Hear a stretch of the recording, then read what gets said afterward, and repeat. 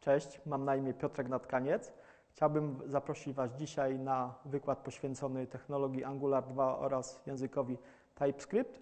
Sesja będzie składała się z dwóch części. Najpierw wstępu teoretycznego, a później przygotujemy sobie również aplikację i to będzie część praktyczna.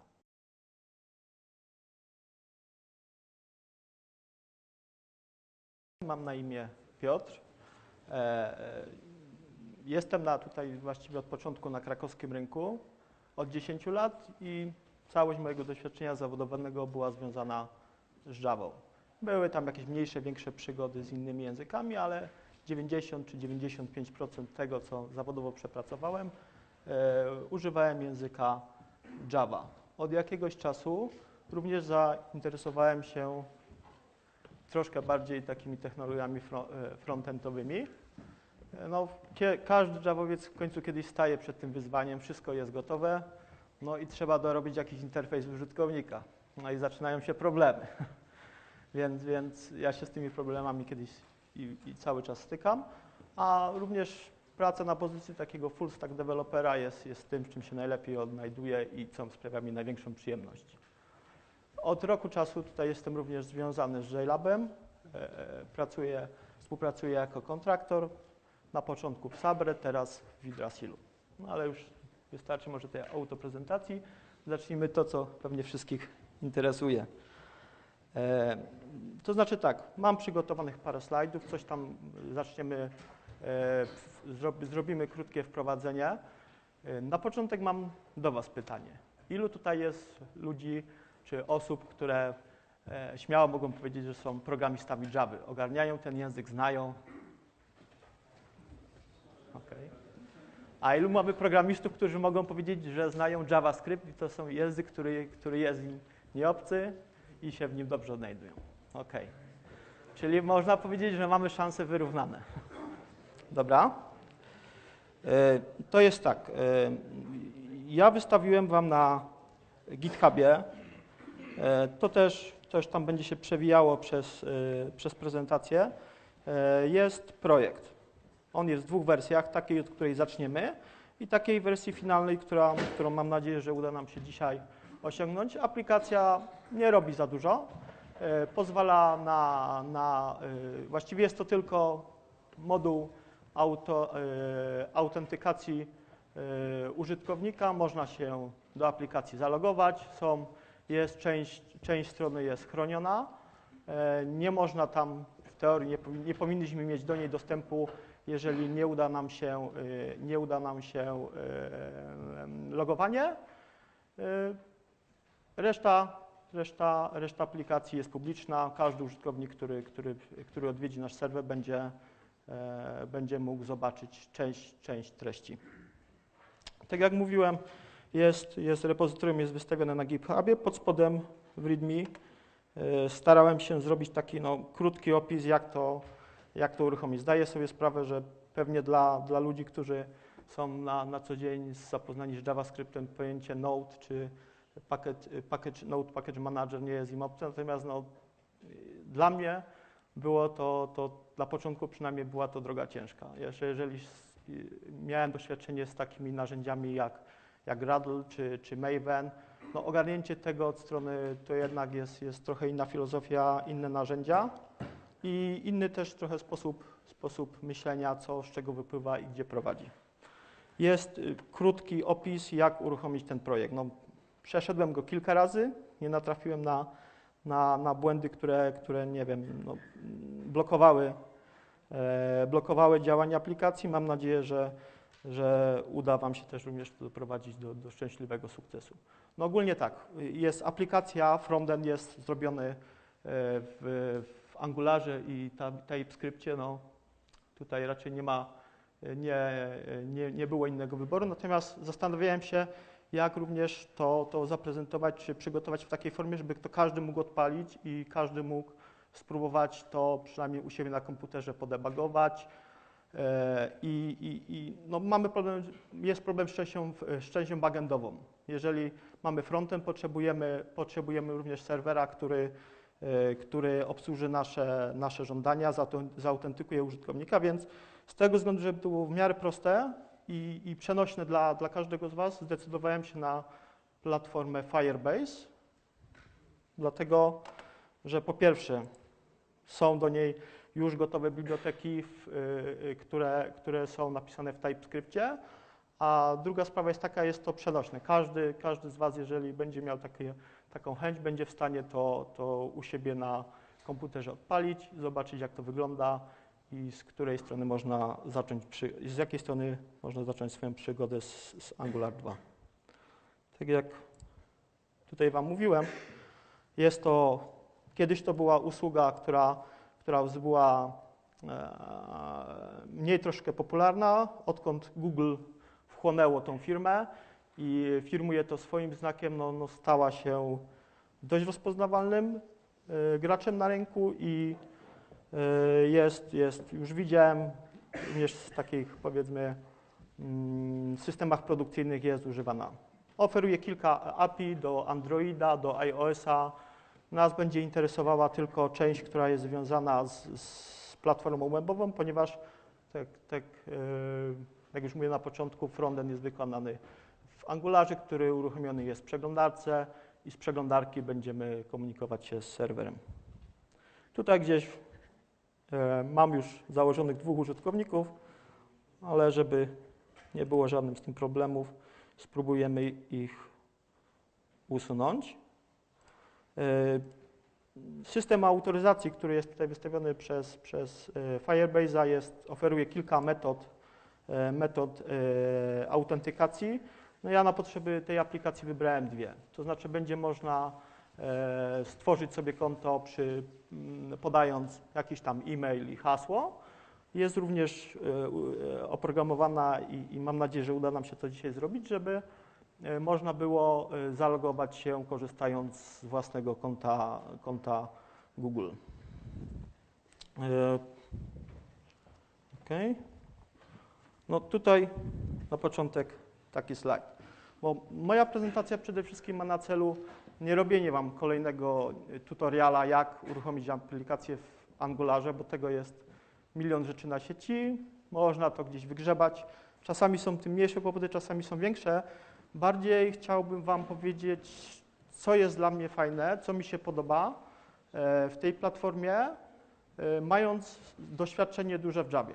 Nie miałem dużego, nawet mogę powiedzieć, że zaczynając ten projekt, miałem swój własny projekt, miałem małe doświadczenie w technologiach takich czysto frontendowych. Pracowałem jako frontend developer, ale to taki frontend developer, bardziej server developer, bo wszystkie frameworki, których używałem do tej pory, były napisane w Javie.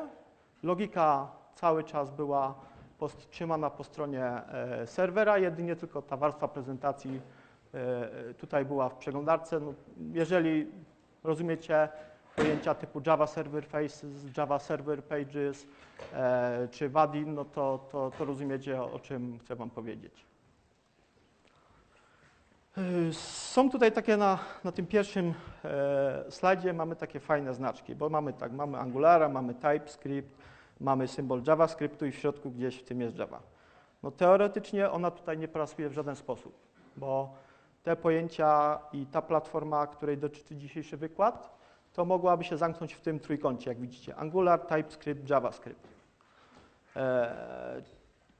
Może tak krótko. Ktoś wie i potrafi mi zdefiniować, czym jest TypeScript? Zetknął się z tym pojęciem?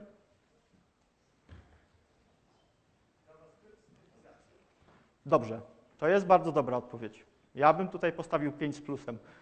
Indeks pan ma, czy? Nie ma indeksu, no trudno. No w każdym razie to jest dokładnie glue i sens tego, co przyświecało celom, jaki był cel stworzenia tego języka. Stworzył go może czasami niezbyt dobrze lubiana firma w środowisku open source'owym Microsoft, natomiast jest to język, który wydaje się, że ma przed sobą przyszłość przyświetlaną. Czas pokaże, na pewno jest coraz popularniejszy i coraz więcej narzędzi, innych frameworków, innych bibliotek próbuje się z nim integrować. Jednym z tych frameworków, jedną z tych bibliotek jest Angular w wersji 2, która Jest to framework JavaScriptowy, pracuje w przeglądarce i tylko taki język rozumie przeglądarka, natomiast też jako główny język platformy nie zdecydowali się na wybranie JavaScriptu, co może jest dla niektórych zaskoczeniem, dla innych może nie, tak jak było w przypadku Angulara 1, który ma nawet w nazwie JS. Zdecydowali się na TypeScript. Czy uważam to za słuszny wybór? Z własnego doświadczenia i z własnej wiedzy uważam, że tak. Jest to prostsze, przenosi w świat przeglądarki to wszystko, do czego tak programiści Java, powracam teraz do swojego doświadczenia, są rozpieszczeni, czyli jest statyczna typizacja, to tutaj, jaką uzyskałem przed chwilą odpowiedź, jest to pojęcie, jest to narzędzie, i paradygmat języka, który rozwiązuje nam bardzo dużo problemów, tak? Wychodzą problemy nie na etapie uruchomienia aplikacji, wychodzą problemy na etapie kompilacji i jest to fajny moment, żeby bug wyłapać, bo jeżeli okaże się, że poszło coś na produkcję, czego nie sprawdziliśmy do końca, no wtedy czasami rodzą się już zupełnie inne problemy i jest już wtedy nie tak fajnie. Natomiast jeżeli coś kompilujemy, coś nam nie działa i mamy tę informację na samym początku, to jest to jak najbardziej dobra droga. No teraz znalazłem tutaj taki fajny slajd, który obrazuje pewnie dlaczego TypeScript jest dobrym, w moim mniemaniu jest dobrym wyborem dla Angulara. JavaScript jest dobrym językiem, ja o nim nie mam złej opinii, natomiast jest też językiem dość zawiłym, ma naturę dwoistą, troistą. Ciężko powiedzieć, czasami niektóre rzeczy da się zrobić na 5 różnych sposobów i uważam, że akurat jeżeli język ten lubię, to nie jest mi fajne, bo lubię, żeby był jeden wzorzec, jedna możliwość zrobienia czegokolwiek, natomiast jeżeli mamy 5 różnych dróg prowadzących do tego samego celu, zawsze ten kod będzie jakoś tam zawiły, będzie się go trudniej czytało. Jeżeli korzystamy z jednego wzorca, na przykład wzorca, nie wiem, budowania czy dziedziczenia w JavaScriptie, a stykamy się z drugim, nie jest już to takie proste, musimy się więcej nauczyć, więc od dobrych programistów JavaScript to też jest stosunkowo trudno na rynku. Teraz patrząc tak z perspektywy już bardziej biznesowej, więc TypeScript jest językiem na pewno łatwiejszym. To nie ulega wątpliwości. Jego poziom trudności jest bliżej temu, co daje Java, co daje C# i jest łatwiejszy do panowania. Ma podobną składnię do C#, ma podobną składnię do Java, ma podobny model dziedziczenia. Do tego wszystkiego jeszcze wrócimy w naszym wykładzie, ale tak na początek. To jest to, o czym już tam powiedziałem Wam na samym początku w wprowadzeniu, co będziemy starali się zrobić, czyli mamy frontend w Angular 2, backend Firebase, link do aplikacji, którą każdy może sobie sklonować.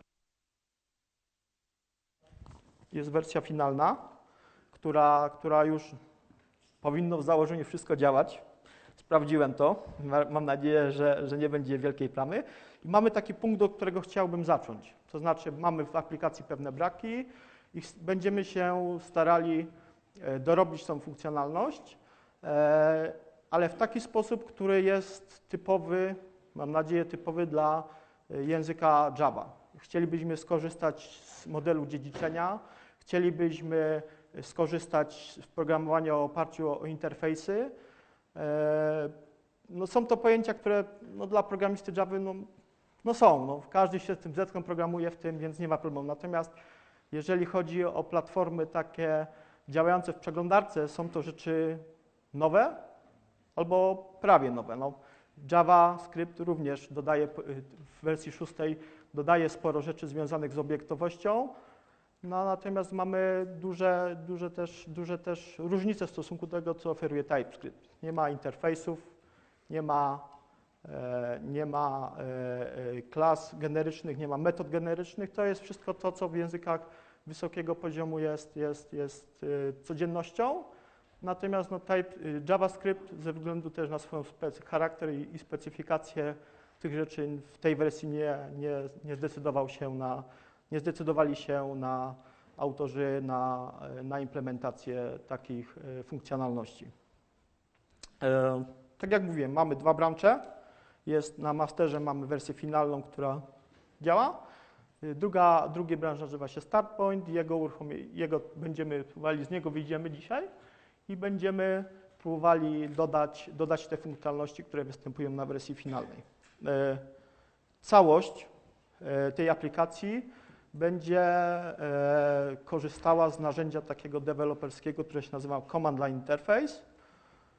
To jest po prostu moduł w NPM-ie, który potrafi w fajny sposób zarządzać całym projektem angularowym, potrafi zrobić paczkę taką nadającą się do developmentu, potrafi zrobić paczkę taka, która już można wypchnąć na produkcję.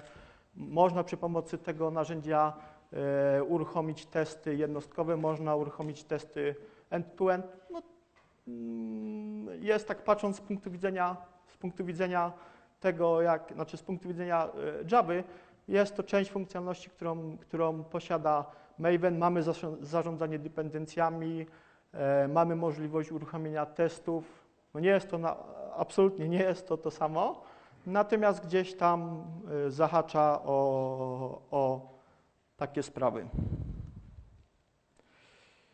To, co również może się Wam przydać, a również mi się przydało, no to jest dokumentacja, która jest tam dostępna na sieci. Zasadniczo w Angular udostępnia dwie wersje. Dla TypeScriptu i JavaScriptu. Wersja dla JavaScriptu w tej chwili wygląda tak, że jest strona, może to Wam pokażę, że jest strona, na której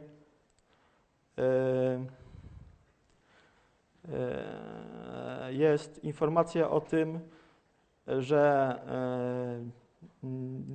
jest dostępna wersja dla JavaScript, jednak sami twórcy zalecają używanie TypeScriptu. Dlaczego? No pewnie dlatego, że jest to łatwiejsze.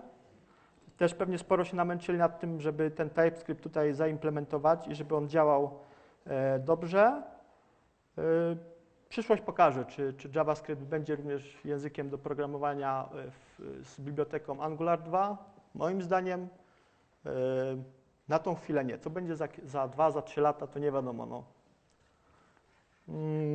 Również jest dodany link do dokumentacji samego języka TypeScript, ponieważ to, żebyście ogarniali, dużo tych funkcjonalności, które wydaje się, że są funkcjonalnościami angularowymi, to tak naprawdę to są elementy języka TypeScript, które zostały użyte w fajny sposób przez dostawców biblioteki Angular 2. Dobra, nagadałem się, trochę mnie to już zmęczyło, teraz chyba pora bardziej zabrać się za część praktyczną. Sklonujemy sobie tę aplikację, przełączymy się na wersję startową, spróbuję Wam powiedzieć, czego w tej aplikacji brakuje i co byśmy spróbowali zrobić na początek.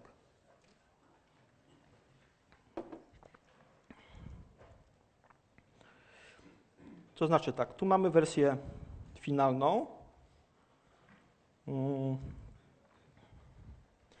Ja ją może spróbuję uruchomić. Powiem Wam, jak wygląda cel, do którego będziemy dążyć. Tak jak widzicie,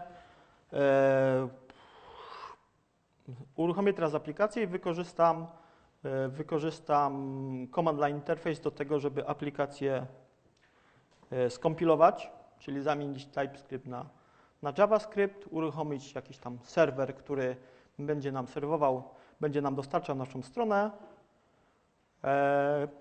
No i krótko powiedzieć tam o aplikacji, co ona w tej chwili ma zaimplementowane.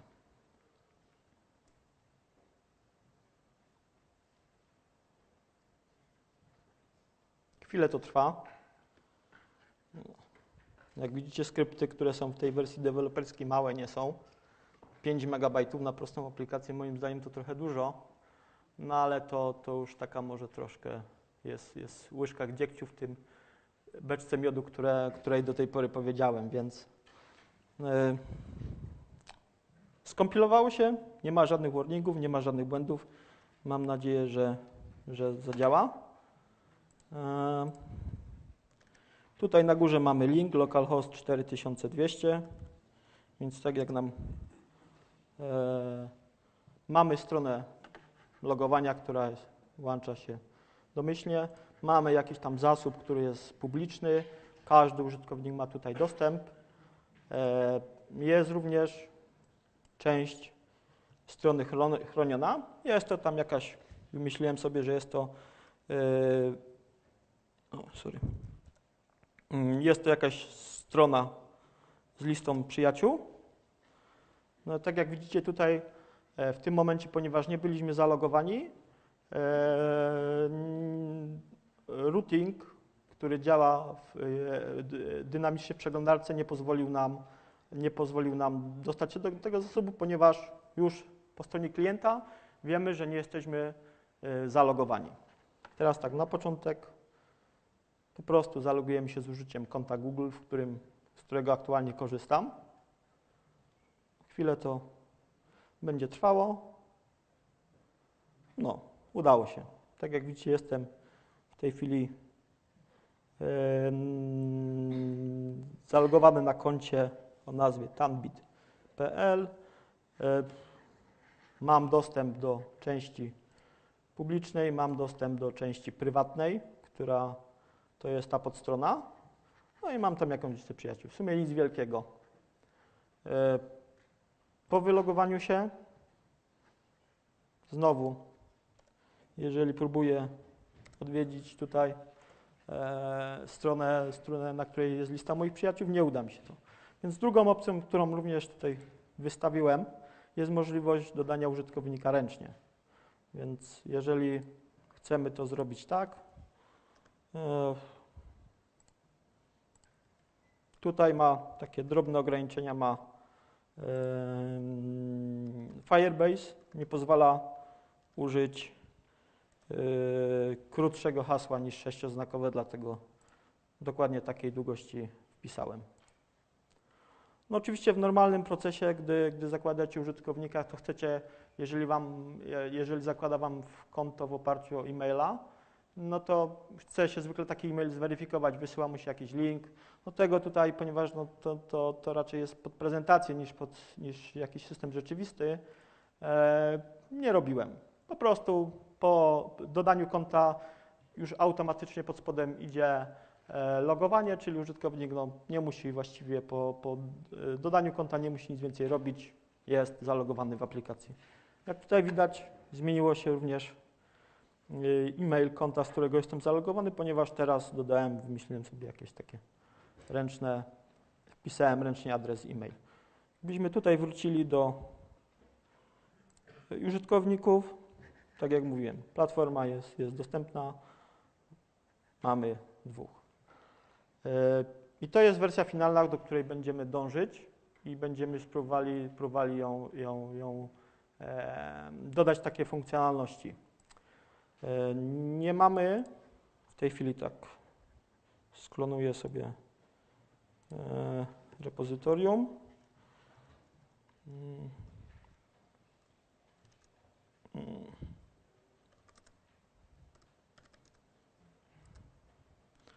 Zobaczę, co ja tutaj mam. Okay.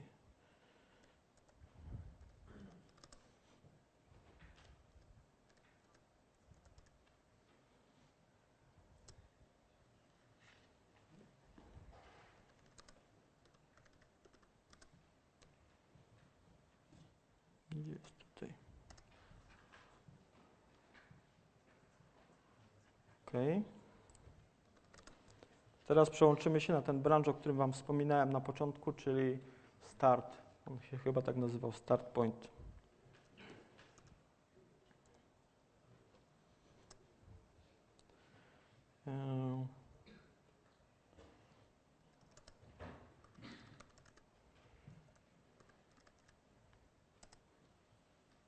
OK. Jesteśmy przełączeni. Mamy sklonowane repozytorium. Repozytorium tylko zawiera kod, który ja napisałem, którego jestem ja autorem. Żeby uruchomić to wszystko, no tak jak jest to również w projektach Javowych, potrzebujemy zestaw bibliotek pozostałych, czyli jest to sam Angular, są to biblioteki dodatkowe typu Zone.js, React, RxJS i wiele innych. W tej chwili w projekcie ich nie mamy. Żeby aplikacja się zbudowała i działała, musimy to wszystko jakoś skleić. Żeby skleić, to musimy mieć coś sklejać. Więc pierwszą właściwie rzeczą, którą w tej chwili zrobię, to jest zaimportowanie wszystkich dependency. One są tam fajnie gdzieś opisane. Ten plik nazywa się package.json. Jest to standardowy plik, o takiej nazwie wykorzystuje NPM. Teraz tak, odwołam się trochę do waszej pewnie wiedzy, a zwłaszcza tych osób, które programują w JavaScriptie. Dla nich pojęcie modułu NPM nie jest niczym pewnie zaskakującym, nowym. No ja na początku miałem z tym pewne przygody, mniejsze, większe, ale jakoś udało się,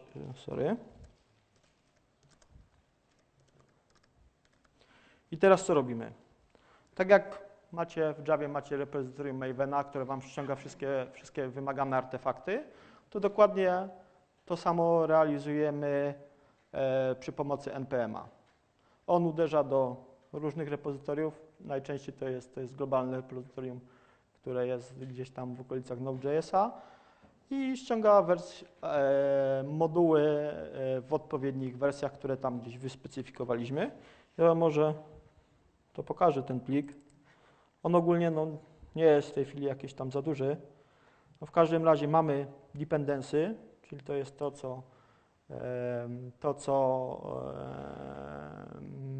z czego będziemy korzystać w przeglądarce, co jest potrzebne do stworzenia aplikacji javascriptowej, ale również mamy coś, co się nazywa dev dependencies. To są ogólnie narzędzia, które są wykorzystywane w projekcie w momencie kompilacji, robienia paczki, tego wszystkiego, co jest nam potrzebne do przygotowania aplikacji, ale nie już do jej działania, w przeglądarce. Ja tu teraz wezmę, ponieważ już ten projekt mamy zaimportowany, spróbuję go otworzyć. Tamta część na razie nas nie będzie interesowała. I zobaczymy, jak tutaj jest. Te warningi, z tego co zauważyłem, nie ma się co nimi przejmować. Tu macie listę wszystkich, całe tree dependency. Nie jest ono małe, dlatego stąd pewnie się bierze ten kilka megabajtów, które waży taki niezoptymalizowany JavaScript w stosunkowo prostej aplikacji. Jest to Angular. Angular pod spodem ma zależność do innych bibliotek. No, żeby to wszystko mogło działać w przeglądarce, to każda biblioteka, która jest na dependency, musi się znaleźć w przeglądarce. No innej możliwości nie ma. Nie ma skąd tego wziąć. Więc to właśnie zrobiliśmy. I teraz tak może pokrótce pierwsza rzecz taka rozgrzewkowa, mam nadzieję, którą będziemy próbowali zrobić. To jest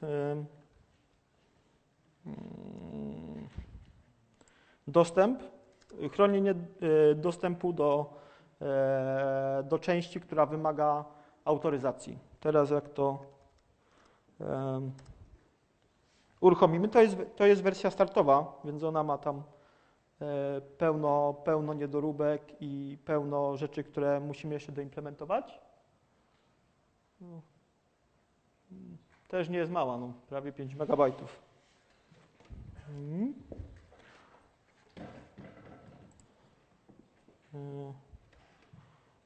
OK.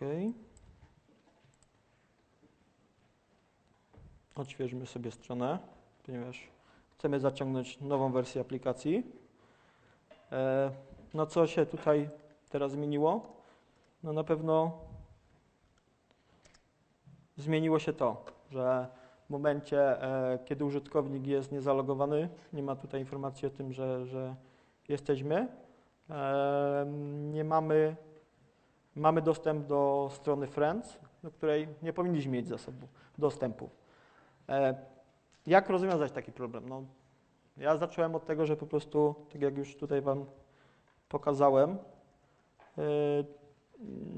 jest dokumentacja Angulara, która w dość zgrabny sposób opisuje, co do czego służy, jak powinien wyglądać.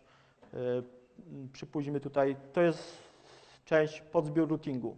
Mamy pewne reguły routowania i teraz, jeżeli pewne warunki nie są spełnione, to powiedzmy blokujemy użytkownikowi ten routing. No, najprostszy przypadek, case jaki wybrałem, nie jesteśmy zalogowani, nie chcemy mu już w przeglądarce dać do dostępu do fragmentu strony. To również to podejście i to też prezentuje moim zdaniem dość irytujący jak dla mnie problem, z którym się zetknąłem po przełączeniu się na Angulara z takich technologii serwerowych, gdzie projektowało się interfejs w oparciu o frameworki działające po stronie, logiką po stronie serwera. Wszystko trzeba podwójnie walidować. Tu już nie ma innego wyboru.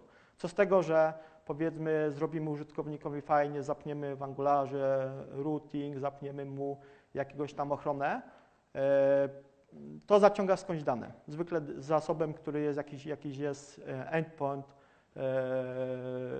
RESTfulowy i również w tym miejscu też jest potrzebna walidacja. Czy użytkownik, który się do niego odwołuje, do tego zasobu jest zautentykowany. No jeżeli nie jest, no to mamy poważny problem, bo bez autentykacji użytkownik dostaje dostęp do danych, do których mieć nie powinien. Powinna tutaj być klasa, która się nazywa OutGuard. To będzie klasa, która no, będzie nam, w niej dodamy logikę, która będzie weryfikowała, czy użytkownik jest zautentykowany. Jeżeli jest zautentykowany, to pozwoli mu na dostęp do zasobów chronionych. To jest cały czas, mówimy tylko o przeglądarce. Nie mówimy tu o części serwerowej, gdzie dokładnie te same reguły będziemy musieli zaimplementować, no, może nie w ten sam, ale w podobny sposób. Jak dla mnie, no jest to może nie tyle irytujące, co na pewno wada tego podejścia. Jeżeli chodzi o walidację formularzy, komunikację z serwerem, co z tego, że zrobiliśmy walidację formularza po stronie klienta w przeglądarce, jak dokładnie tą samą walidację będziemy musieli powtórzyć po stronie serwera. Nie ma innej opcji. Ze zrobieniem zwykłego posta, czy ze zrobieniem, z preparowaniem requestu przy dzisiejszym technologii nie ma żadnego problemu. Jest to wykonalne, nie wiem, no, dla laika w 2 minuty, więc to nawet nie ma się nad czym zastanawiać. Natomiast to też trzeba wziąć pod uwagę, że generuje nam 2 razy więcej pracy. Zrobimy dokładnie tę samą pracę, musimy zrobić w 2 miejscach. Mam nadzieję, że kiedyś w przyszłości się to zmieni. Są promyki, że to będzie, nadziei, że to będzie działało trochę lepiej, natomiast jak na razie ja skutecznego sposobu nie znalazłem na rozwiązanie tego problemu, poza tym, że mam walidowane coś w 2 miejscach. Dobra, no to teraz zaczniemy tak bardziej może javowo niż javascriptowo. Co potrzeba, żeby dodać jakąś funkcjonalność do klasy javowej? Co byście zrobili? No, import, ale czego import? No, czyli trzeba zaimplementować jakąś funkcjonalność, więc trzeba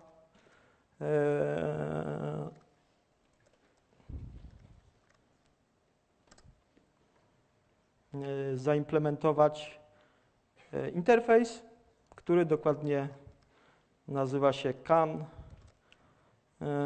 activate. Chwilę mi zajęło, żeby to znaleźć, natomiast w przypadku dokumentacji angularowej, ja może Wam też pokażę, no nie jest to trudne, żeby takie rzeczy właśnie sobie odnajdywać. O, tu już macie dobry przykład tego, co jest fajne w tej platformie, czyli statyczna typizacja. Dodałem implementację, że moja klasa AdGuard implementuje Activate. Ona, moglibyśmy to z czystym sumieniem nazwać to, co w Javie czy w ogóle występuje jako interfejs funkcyjny. Jest jedna metoda, którą należy zaimplementować. Wsparcie. Ja korzystam tutaj z WebStorma. Zasadniczo jest wsparcie, ja bym powiedział, że dobre. Ja jestem zadowolony, najczęściej korzystam z tego ID. Widziałem też dużo rzeczy, jak się uczyłem o Angularze, jest dużo osób korzysta bądź z Atoma, bądź z Visual Studio Code, które jest dostępne na Linuxie, OS Xie. Wygląda to dość podobnie. Wsparcie jest dość dobre, bym powiedział, na wszystkich ID, które są w tej chwili obecne na rynku, więc jeszcze pół roku temu tak to różowo nie wyglądało. No, miałem jakieś problemy typu właśnie coś, co ID mi podpowiadało mi, że jest błędem, a to był poprawny kod, który udało się skompilować w JavaScriptie, w TypeScriptie bez błędów. No to tak jak jesteśmy, nie wiem, przyzwyczajeni z IntelliJ, jest Alt, Enter i sobie zaimplementujemy. Tutaj musimy sobie pododawać trochę więcej importów. To jest coś, co może być dla części osób nowe, dla części może niekoniecznie. Takie wyrażenie oznacza tyle, że ta funkcja może zwracać kilka różnych typów. Może zwracać albo observable, promise, albo po prostu boolina. Jest to w zupełności poprawny kod w TypeScriptie, który jest kompilowalny i nie będzie kompiler TSC nie będzie miał problemu, żeby taką sygnaturę przyjąć i ją zaakceptować. My się ograniczymy do najprostszej wersji, czyli po prostu będziemy zwracać wartość true, false w zależności od tego, czy mamy dostęp, czy nie mamy dostępu. No dobrze, to teraz, żeby było już tak fajnie, to teraz Wam pokażę, co jest niefajnie. Mam metodę, która się nazywa canActivate. Zrobię sobie zmienną, która się nazywa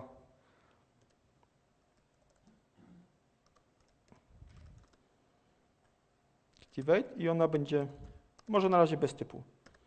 To jest, tak patrząc, gdybyśmy to przełożyli, może to wycięli tak, jeżeli to mamy ECMAScript 6, tak on się nazywa, to by był kod poprawny.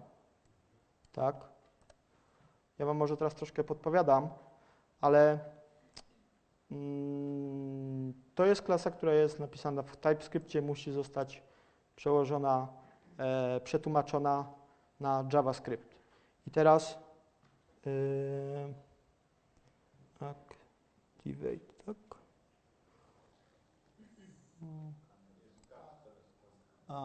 O właśnie, no i dopatrzyłem się. No i teraz mamy problem, bo nie możemy mieć to, co jest właściwie w Javie standardem, możemy overloadować sobie pewne rzeczy. Tutaj już nie jest tak prosto. A teraz, czy ktoś mi jest w stanie powiedzieć, dlaczego ten problem jest nie do przejścia? Bo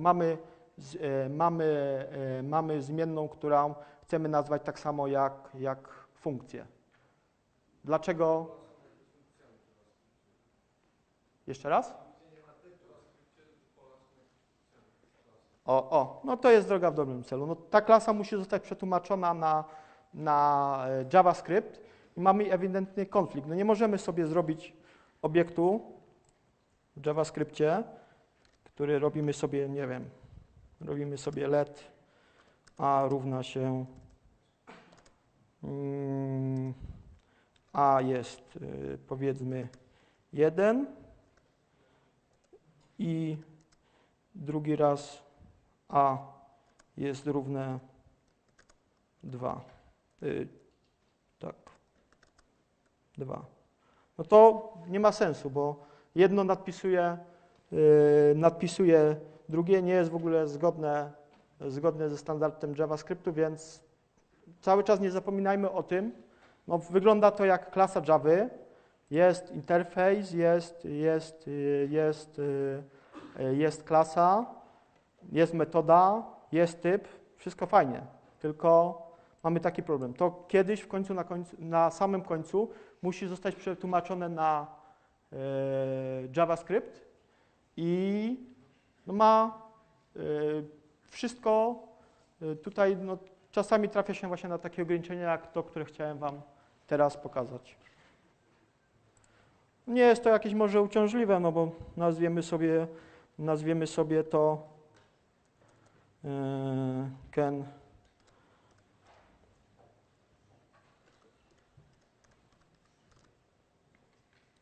i nie mamy problemu, natomiast no, też dodamy sobie jeszcze typ, żebyśmy wiedzieli, że to jest boolean. No i to będziemy tutaj zwracali w tym. OK.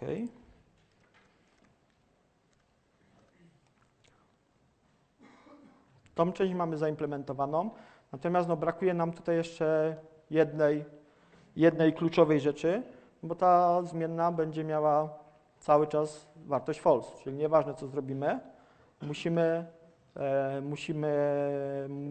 musimy mieć możliwość jakoś jej przestawienia, bo w tej chwili co z tego? Mamy jakiegoś guarda, który cały czas zwróci nam wartość false. Gdzie byśmy go nie zapięli, do takiego zasobu się nie dostaniemy. I skorzystamy teraz false. Jest inicjalizowane, nie będzie undefined. Będzie od razu false. Co ma, jak dla mnie, sens, ponieważ tak samo zachowuje się w przypadku typów prymitywnych, zachowuje się Java i zachowuje się C#, a oni się chcieli jak najbardziej upodobnić do tych języków i do zachowania mimiki tych systemów i dlatego jest to zachowanie, które bym pochwalił. Można się na ten temat spierać. Są pewnie osoby, które powiedzą, że nie, oni by woleli mieć undefined. No, tak to zrobili. Skorzystamy teraz z dependency injection, które mamy dostępne. To już jest funkcjonalność, która jest funkcjonalnością Angulara. To dużo z TypeScriptem jako samym siebie nie ma wspólnego.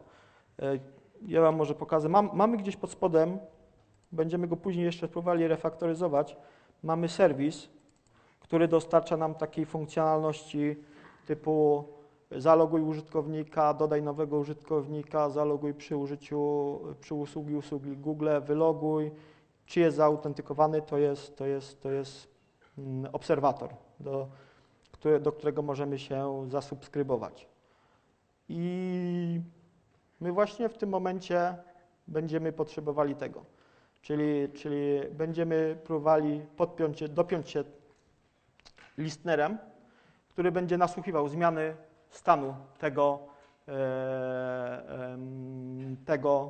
czyli będzie nasłuchiwał zdarzenia, które nam powie o tym, że użytkownik właśnie się zalogował, właśnie się wylogował i gdzieś w innym miejscu musimy w aplikacji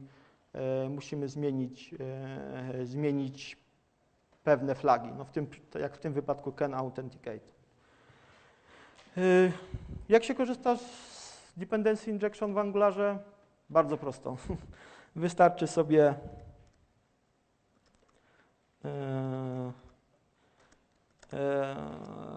zażyczyć,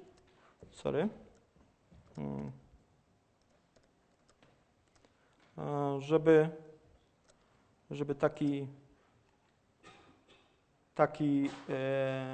instancja takiego obiektu została nam dostarczona. Skąd on się wziął? No nie wiem, czy wystarczy nam czasu, żeby o tym powiedzieć. Mam nadzieję, że się uda. Natomiast no, załóżmy, że powiedzmy w istniejącym instancji aplikacji w przeglądarce nam się to to powiedzie. To jest taki trochę skrócony zapis, jak stworzyć nowy obiekt. Jest tu konstruktor, jest to może trochę nowa konstrukcja w stosunku do tego, co jest dostępne w innych językach. Natomiast fajne jest to, że można od razu sobie określać zakres, w którym ma być widoczny. Jedna rzecz, która fajna jest, która mi się bardzo podoba, o której zapomniałem Wam powiedzieć. Zlikwidowali tego, moim zdaniem, to, co jest bugiem, jeżeli chodzi o Java, czyli dostęp pakietowy do zmiennej. Są tak, domyślnie jest public, jeżeli sobie zażyczymy, to możemy mieć private bądź protected. Nie ma modyfikatora, który jest taki domyślnie przyjęty w Javie, czyli nie ma modyfikatora pakietowego. Jak dla mnie to jest duża zaleta, bo nie wiem, skąd się to wzięło takie w Javie, natomiast to wydaje mi się, że to był bug, który po prostu ktoś tam kiedyś zapomniał zrobić. No a ponieważ już później tak zostało, nie mogli tego odwrócić, musimy się z tym na co dzień, trzeba z tym walczyć. Teraz w innym miejscu, jeżeli ten zapis, równie dobrze moglibyśmy zrobić coś takiego, że mamy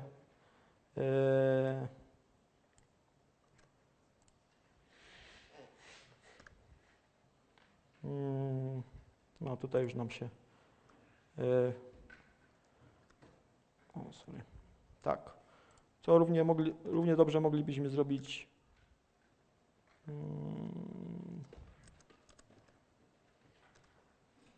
to jest dokładnie to samo. Ten zapis jest po prostu, z którego ja skorzystałem, jest jego skróceniem.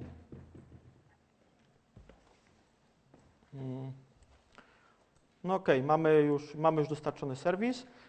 Teraz chcielibyśmy z niego skorzystać.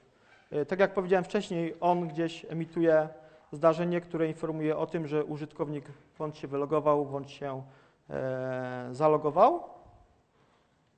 Więc skorzystamy z niego.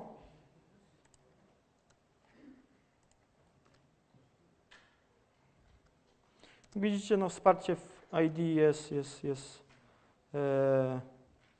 bardzo dobre. Wszystko dostaję na talerzu. Nie muszę specjalnie tych rzeczy pamiętać. Dobra.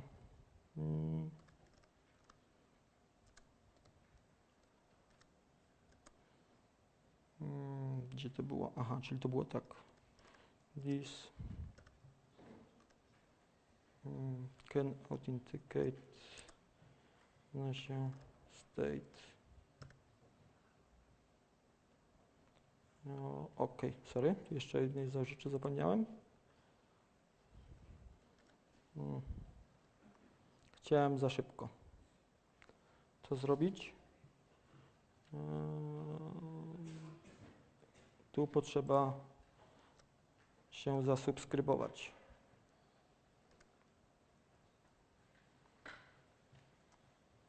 Tak, tak. I teraz mamy state.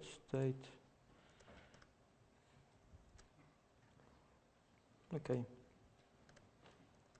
Jak widzicie, przez to, że mamy statyczną typizację, czyli rzecz normalną w Javie, jesteśmy w stanie dość szybko i zgrabnie powiedzieć, z czym mamy do czynienia, co jest tym state'em. W tym wypadku to jest jakiś interfejs, który ja sobie tam zdefiniowałem. Nie ma on za dużo. Ma informacje o tym, czy użytkownik jest zautentykowany, jaki ma mail, a to jest tak rolę, autoryzacja jest zrobiona na wyrost, tego teraz nie będziemy robić, braknie nam na to czasu, ale jest właściwie to, co można powiedzieć, co każdy programista Java ma na miejscu. Nie mamy problemów z typami, wiemy, co jest dostarczone, gdzie jest dostarczone i mamy pewność, że dostajemy to, dokładnie czego zażądaliśmy, a nie to, co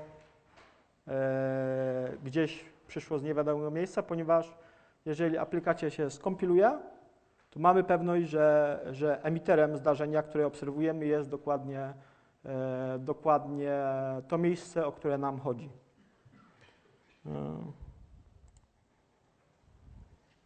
Dobra, teraz popatrzę sobie. Can activate. OK. Coś jeszcze mamy?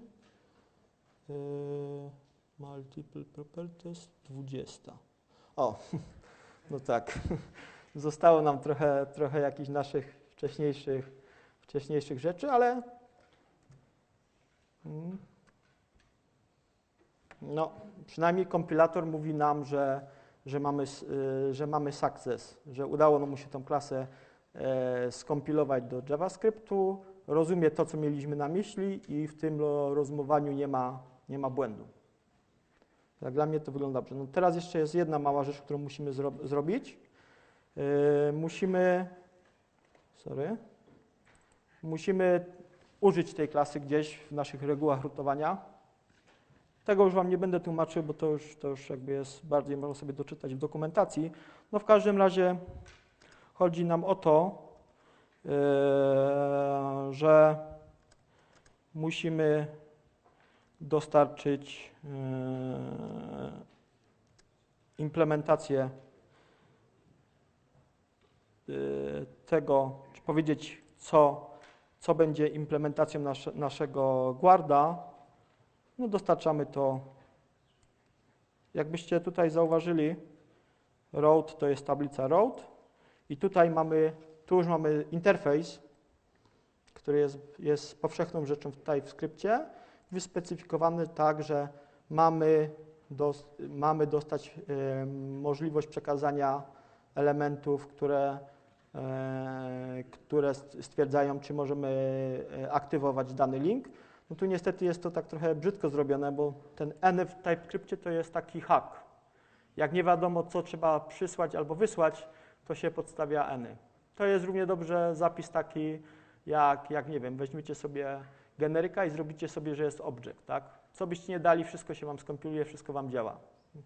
Tutaj tak to programista zrobił, ja bym to ograniczył, może już powiedziałbym konkretnie, czego ma być to tablica, natomiast oni się zdecydowali na ogólniejszy zapis. Druga tutaj rzecz, która może jest dla części nowa, a dla części pewnie nie, to jest taki quasi-operator warunkowy. Ten interfejs mówi nam, że dane pole, czyli w tym wypadku canActivate, może, ale nie musi wystąpić w obiekcie, który dostarczymy. Jeżeli by nie było tutaj tego pytajniczka, no to wtedy każda implementacja musiałaby. Tego przypilnowałby już kompilator, żeby otrzymać w momencie wywołania. Koniec. To już jest, jeżeli chodzi o ten link. Mam nadzieję, że uda nam się to pokazać. OK.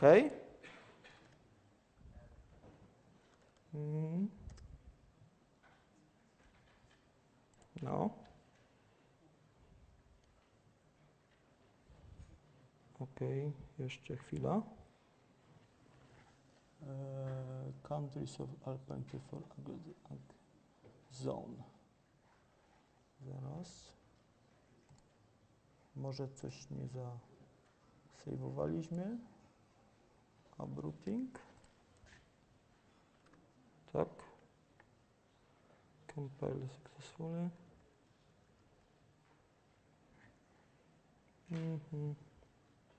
Widać, no niestety po drodze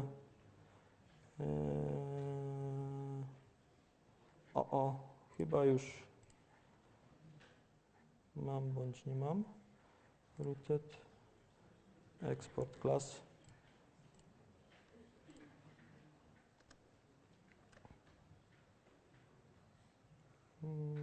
Can authenticate, boolean. Wydaje się, że jest wszystko dobrze. Hop. Może skorzystamy szybko ze ściągawki.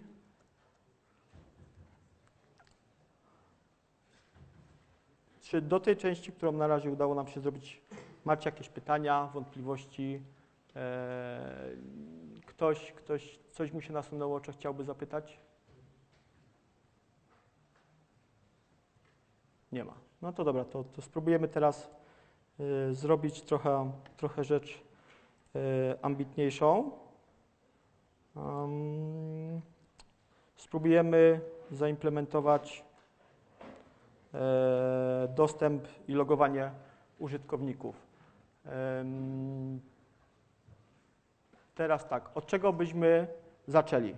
Bo mamy naszą stronę, mamy serwis, który jest jakąś fasadą i teraz musimy jeszcze dodać moduł, który będzie tych użytkowników tak naprawdę autoryzował, czyli wykona request do Firebase'a z odpowiednimi danymi, zwróci nam odpowiedź, czy użytkownik jest dostępny, nie jest dostępny lub doda nowego użytkownika. Jak się do tego zabrać? Gdybyście mieli tak na przykład zrobić to od strony Javowej, co potrzebujecie? Potrzebujecie nowej biblioteki, to co byście zrobili? Dodali jakieś dependency.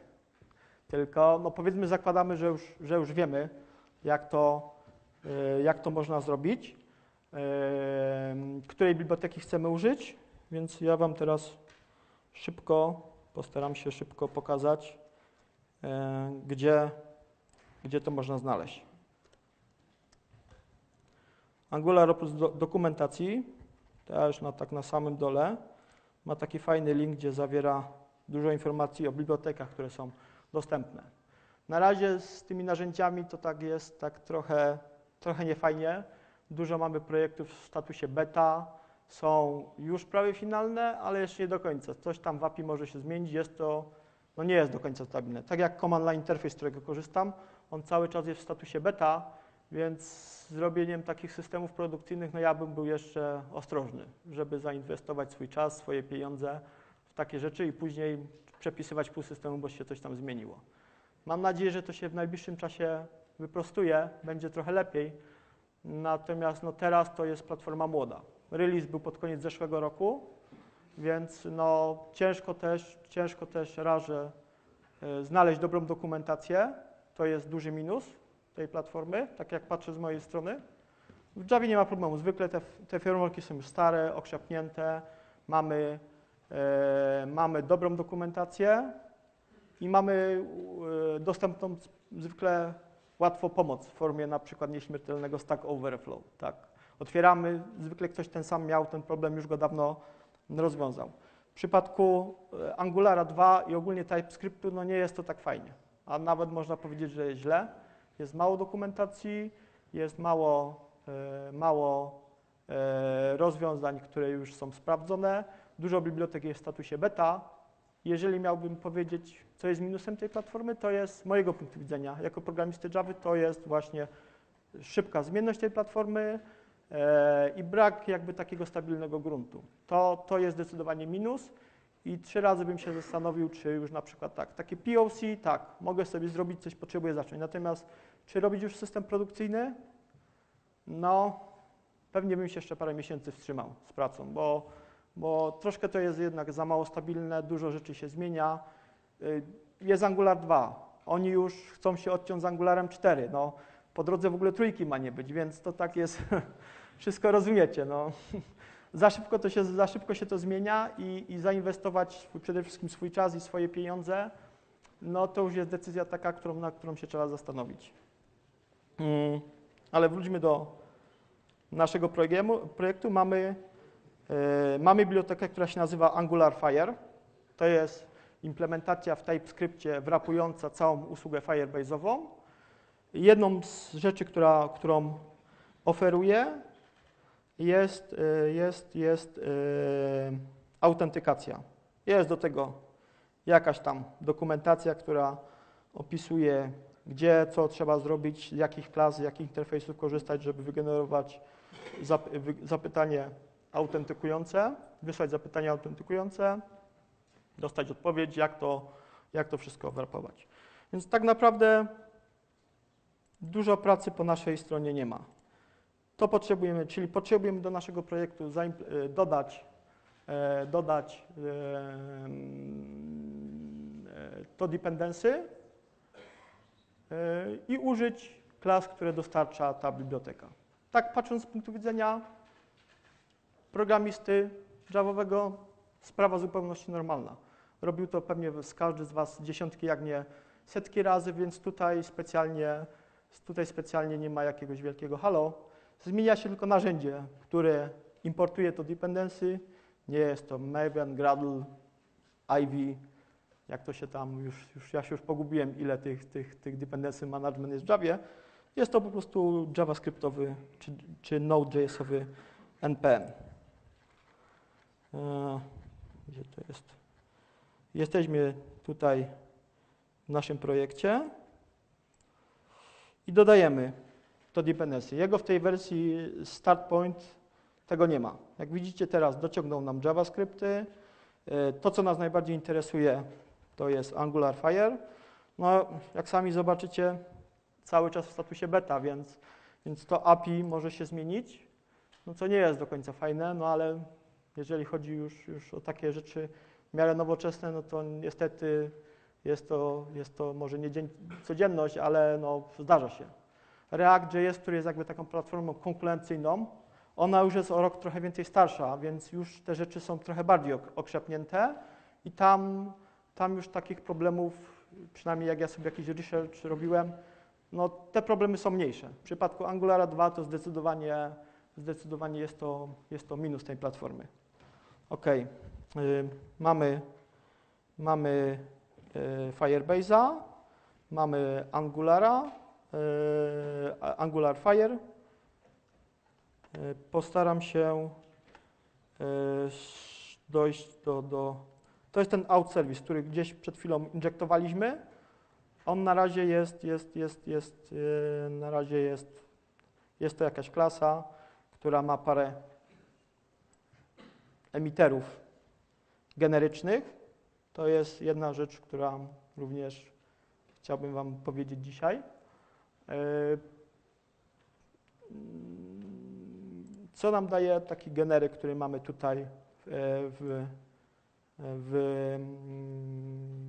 zdefiniowany? No daje nam to, że jeżeli generujemy takie zdarzenie, to obiekt, który będziemy wysyłać, który będzie gdzieś odbierany poza naszym serwisem, będziemy mieli pewność, że jest dokładnie tego typu. Statyczna typizacja. Jeszcze raz, 10., 100. raz to się będzie wszędzie przewijało.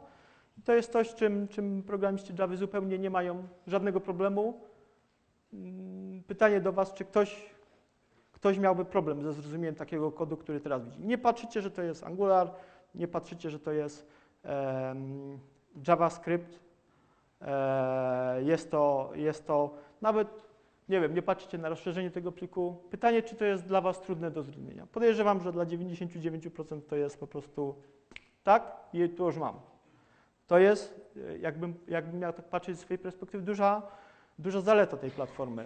Mam wzorce, które rozumiem, które przede wszystkim wiem, jak działają, bo nie sposób jest użyć czegoś, czego nie rozumiem do końca, jak działa.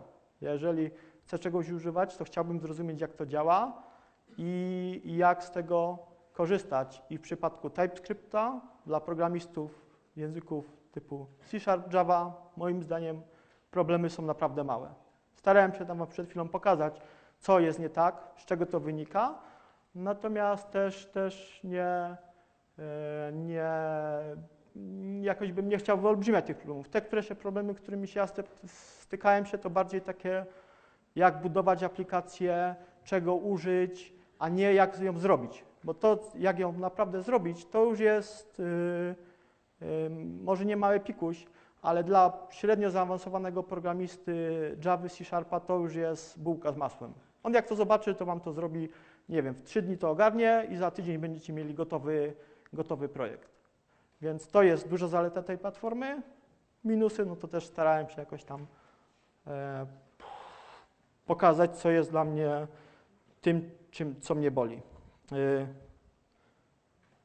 Co bym Wam jeszcze tutaj zrobił? No, zobaczymy, jak tam stoimy z czasem. No jest 19:10.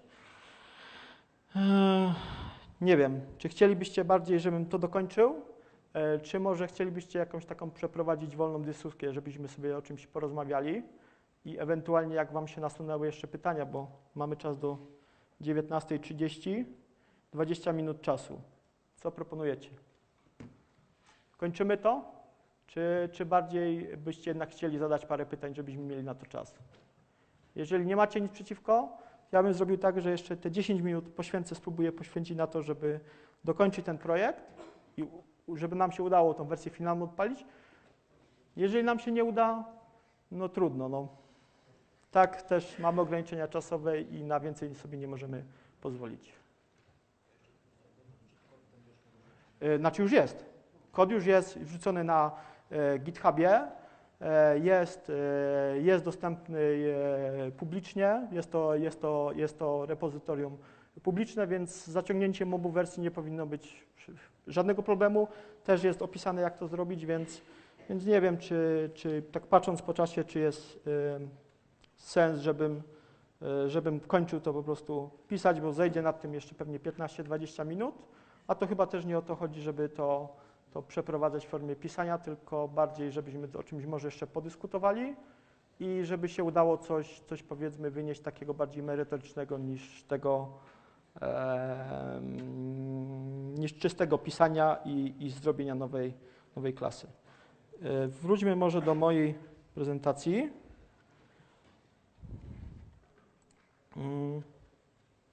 Czekajcie. OK.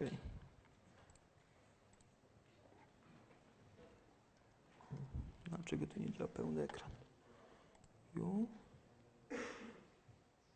O, jest.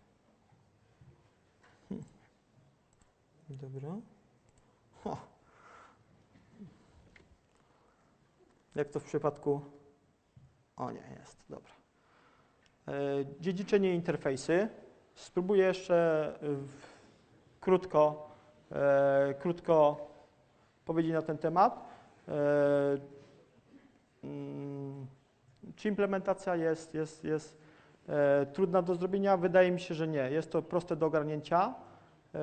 Modyfikatory dostępu, takie rzeczy mamy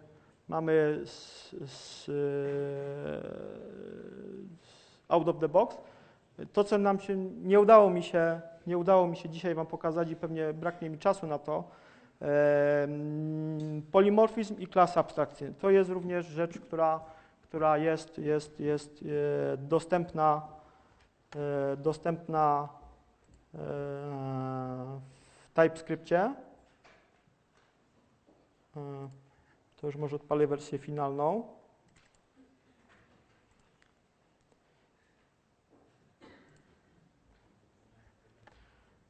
Jest tam gdzieś pod spodem jedna klasa, abstrakcyjna, która jest,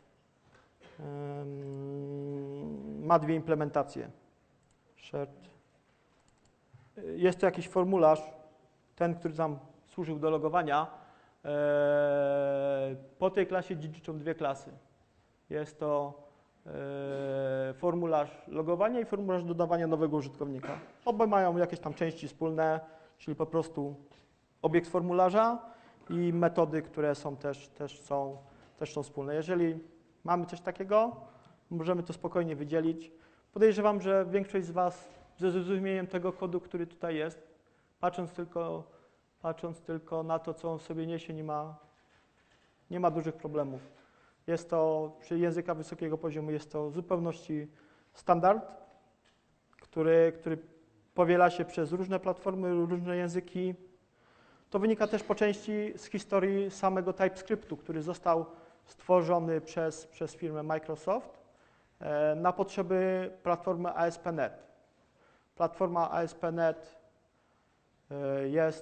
jest głównym językiem programowania, tam jest C#, więc starali się jak najbardziej ludziom ułatwić sprawę, tak, żeby nie musieli za dużo się uczyć nowego, bo jak wiadomo, no, programiści zwykle nie należą do osób, które są bardzo pracowite, czasami są średnio pracowite. Więc jak muszą się za dużo nauczyć, to im się to nie do końca podoba, więc starali się, tworząc TypeScript, jak najbardziej upodobnić się do C#, ponieważ C# pełnymi garściami czerpie inspirację z Javy, okazuje się nagle, że konstrukcja TypeScriptowa jest zupełnie z drobnymi różnicami byłaby walidowalna w kompilatorze, który rozumie Java. No, jest parę mniejszych i większych różnic, natomiast mamy dwa formularze, które korzystają, rozszerzają tą klasę. Jest to sign in i sign up. Tutaj też model dziedziczenia jest dokładnie taki sam jak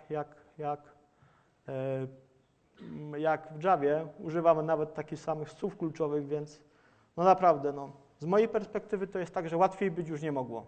Nie wiem, co by mogli tutaj jeszcze uprościć. No chyba sami, żeby generowali te klasy, to wtedy już byłoby zupełnie tak, no ale tego już się raczej nie da w fajny sposób zaimplementować, no a szkoda. Więc to już mamy chyba tak, klasy abstrakcyjne. To, co już mówiłem,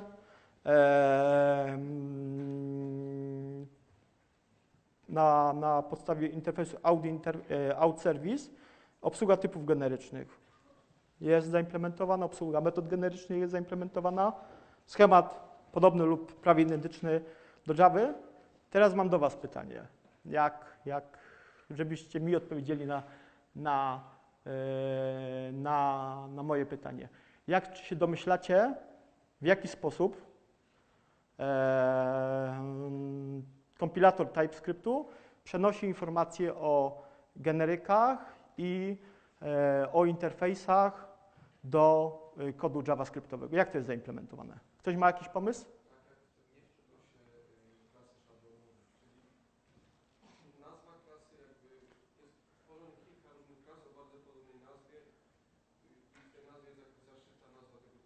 Okej, tu jest takie podejście. Ktoś ma jeszcze jakiś inny pomysł? Okej. A co z klasami generycznymi? A dobra, to mała podpowiedź. W jaki sposób radzi sobie z generykami, radzi sobie Java? Co się dzieje z klasą generyczną, która jest skompilowana, jest w bytecodzie? Gdzie ta informacja o tym, jakiego typu powinien być dany obiekt, gdzie jest przechowywana? No dokładnie, no nie ma tego w bytecodzie. To jest tylko potrzebne na moment kompilacji, żeby sprawdzić, zwalidować nasz kod, czy on jest poprawny. Kiedy zostanie kompilator stwierdzi, że programista zrobił dobry kod, nie potrzebuje w tym momencie już żadnych ochrony, dodawania żadnego shielda, żadnych obostrzeń. Uznajemy, że to jest to poprawny kod, który się wykona i nie będzie z tym problemu. No, zwykle tak jest. Dlatego generyki i interfejsy przy transformacji i przy kompilacji TypeScriptu do JavaScriptu znikają. Po prostu ich nie ma. Nic się z tym nie dzieje, tam nie ma nic magicznego. Kod jest przełożony, wiadomo, że mamy różne standardy JavaScriptu, czy to jest wersja 5, wersja 6. Może to trochę inaczej wyglądać, natomiast to są rzeczy, które są nadmiarowe ponad JavaScript.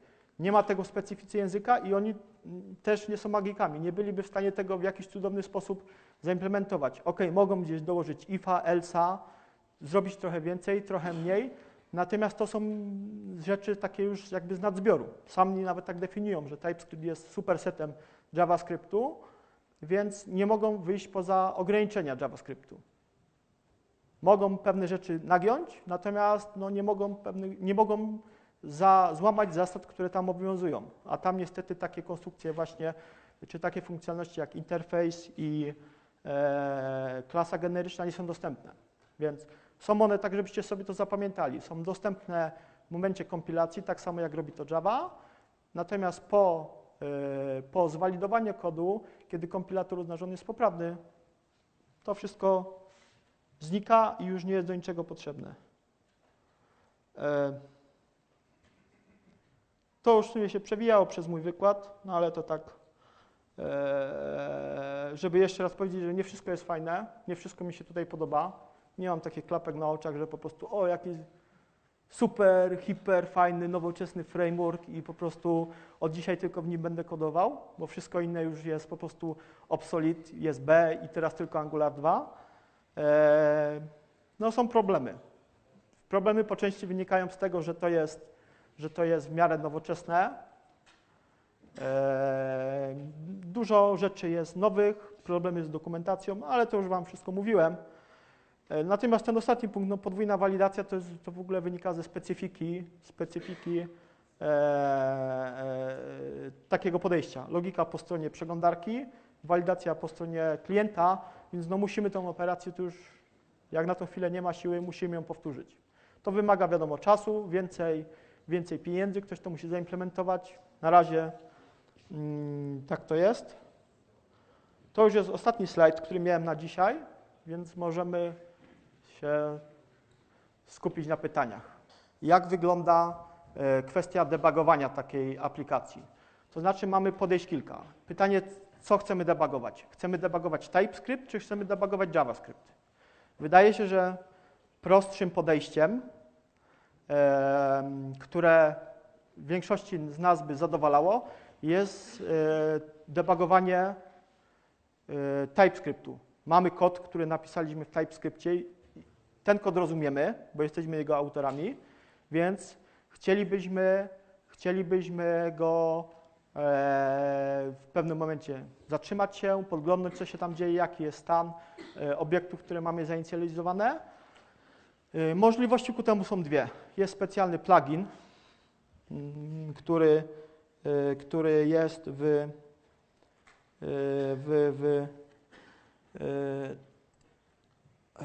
tutaj wymieniony w tych narzędziach. Nazywa się Angury. To jest plugin do Chroma, jeżeli się nie mylę, bo tylko chyba Chroma wspiera.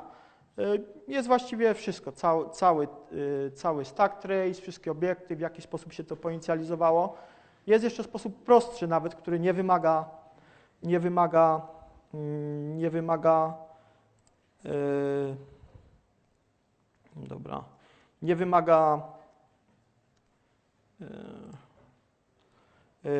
posiadania tej wtyczki.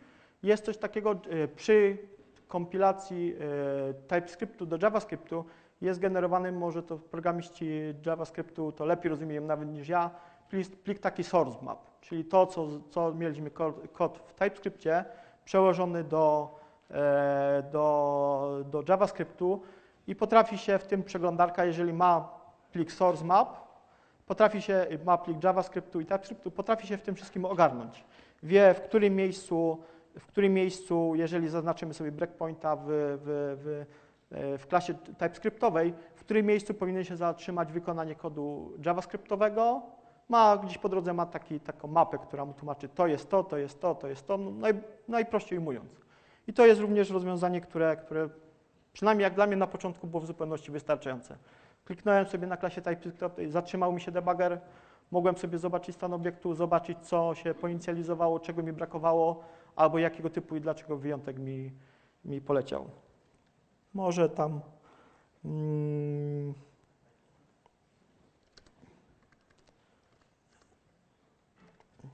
chwilkę, to Wam to jeszcze chcę pokazać.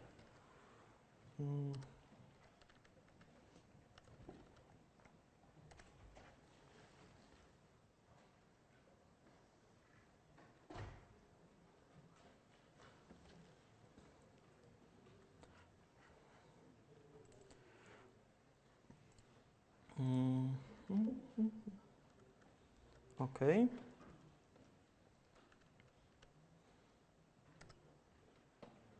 Dobra. To może tak. W momencie logowania chciałbym zobaczyć, co użytkownik wpisał na formularzu do jaki e-mail, jakie hasło, skąd to wziąć. Dobra, mamy narzędzia deweloperskie, po prostu source i tutaj jeżeli się nie mylę, pod webpackiem jest cała nasza aplikacja w JavaScriptie, przepraszam, w TypeScriptie. Jest out service, który otrzymuje żądanie zalogowania. Sign in, tak. Breakpoint.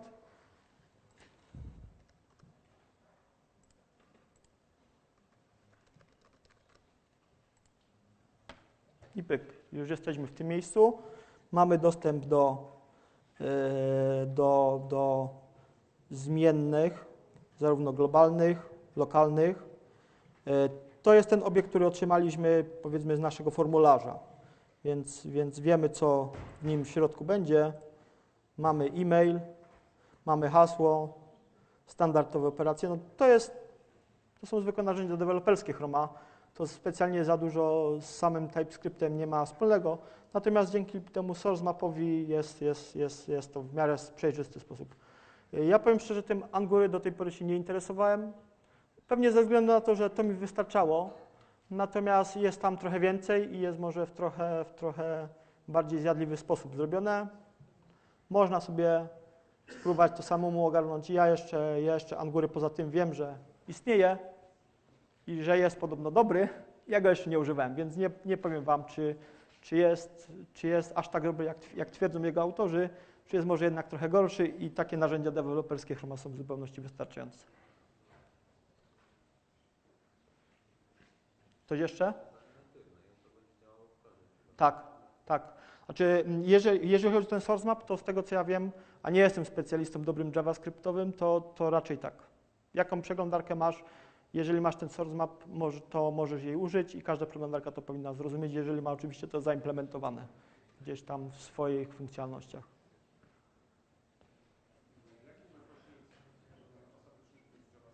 No to jest właśnie chyba jedna z większych problemów, które w tym podejściu miałem. Jak widzicie, ta aplikacja, ona w takiej wersji deweloperskiej, którą budowaliśmy, ona zajmuje, JavaScript ma około 5 MB. To jest bardzo dużo. To się składa się na to wszystkie biblioteki, tak? Mamy na przykład, tak jak do autoryzacji, wykorzystujemy Angular Fire, które wykorzystuje bibliotekę Firebase, która jest dostarczana po prostu przez prowajdera tej platformy, a oni jeszcze korzystają z czegoś innego. No i na tych dependencjach, tak jak to jest taki dependency help w Javie, to i dokładnie występuje to samo tu. Jak jest to rozwiązane? Jedyny skuteczny sposób, który znalazłem, no problem jest taki, jak mamy za dużo JavaScriptu, to nagle strona nam się ładuje, zanim się to wszystko pokeszuje, to mija po prostu potwornie dużo czasu.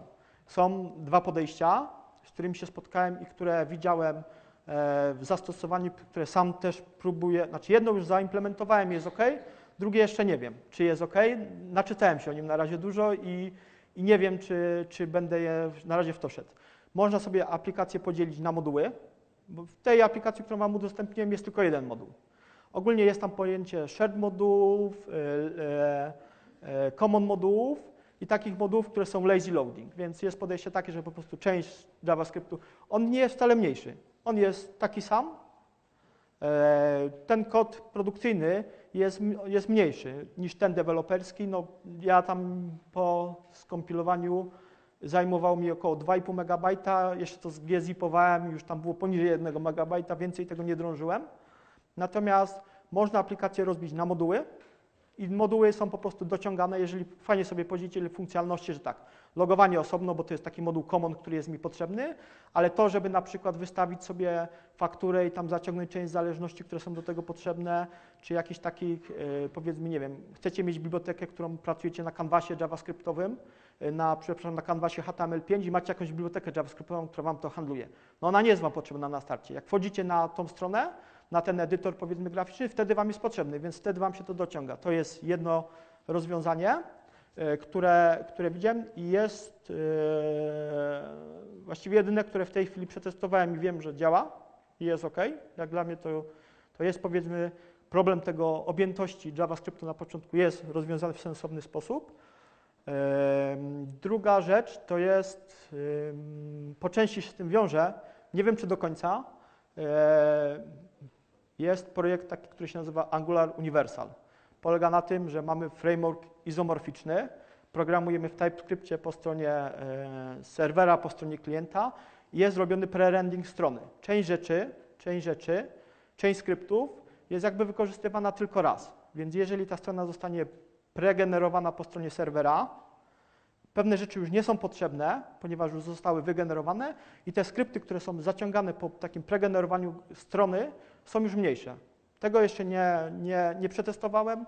Nie jestem w stanie Wam powiedzieć, czy to działa dobrze i działa tak, jak myślę. Natomiast tam gdzieś, jak sobie czytałem, to wygląda, że jeden z efektów ubocznych tego podejścia, po pierwsze, że jest szybciej, bo strona jest generowana po stronie serwera, nie jest, bo tutaj mamy jakby taki etap taki. Muszę ściągnąć wszystkie skrypty muszą być wykonane i dopiero można przygotować interfejs użytkownikowi. No chwilę to trwa, jest to jakaś sekunda, 2 sekundy, no różnie, w zależności od szybkości łącza, jakie macie, ale ogólnie no, jest taki nieprzyjemny efekt, że ta aplikacja jakby przez sekundę nic nie robi, po czym nagle po sekundzie, 2 sekundach się wszystko pojawia.